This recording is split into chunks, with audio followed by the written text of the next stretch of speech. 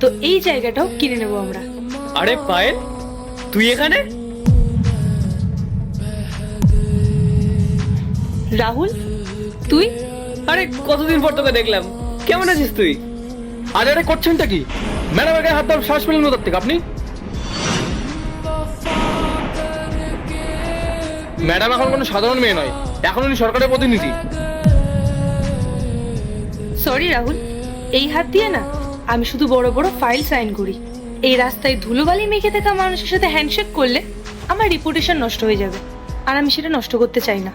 তুই এভাবে বলছিস কেন? আমি তো তোর ছোটবেলার বন্ধু। এই যে মুখ সামলে যাকে তুই তুই তাকারি করছিস না, সে এখন এই জেলার এসডিএম। একজন এসডিএম ম্যাডামকে রাস্তার লোকের সাথে হাত মিলিয়ে বেড়াবে? এটা প্রোটোকলে নেই। প্রোটোকল থাক বা না থাক, ও তো আমার ছোটবেলার বন্ধু।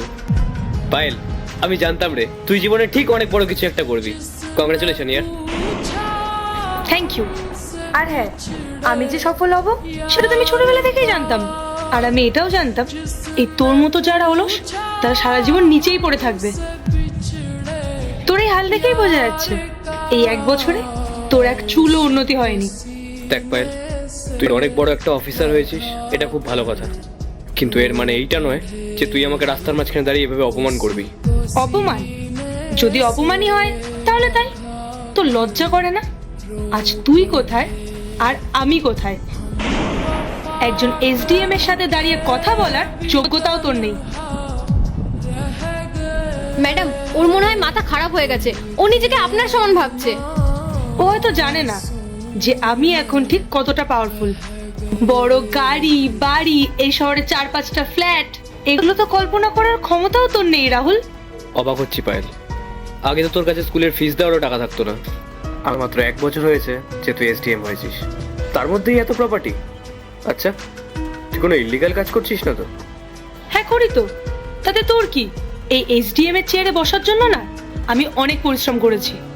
আজকে দেখবো কে শয়তানকে হারিয়ে মাকে জিতিয়ে দেয়। মাকে ভালোবাসলে ভিডিওতে লাইক করে চ্যানেলটি সাবস্ক্রাইব করে দিও, আর শয়তানকে ভালোবাসলে কিছুই করা লাগবে না। আর এখন সেসব উসুল করছি, এটা আমার পাওয়ার, আর এই টাকা কামানো আমার অধিকার। বুঝতে পেরেছিস? ছি পায়েল, মানুষ কত বিশ্বাস করে কত ভরসা করে তোকে এই চেয়ারটাতে বসিয়েছে, আর তুই তাদের সাথেই বেইমানি করছিস। মানুষের বিশ্বাস ভেঙে টাকা কামানোটা কোনো অধিকার নয়, এটা অপরাধ। এই শোন, তোর এই সস্তার জ্ঞান শোনার সময় আমার কাছে নেই। নিজে তো জীবনে কিছু করতে পারলি না, আর আজ এসছিস আমার ভুল ধরতে। ভুল ধরছি না পায়েল, আমি তোকে সাবধান করছি। একটা সত্যি কথা বলবো, তোকে যখন দেখেছিলাম না, আমি সত্যি মন থেকে খুব খুশি হয়েছিলাম, কিন্তু এখন আমার মনে হচ্ছে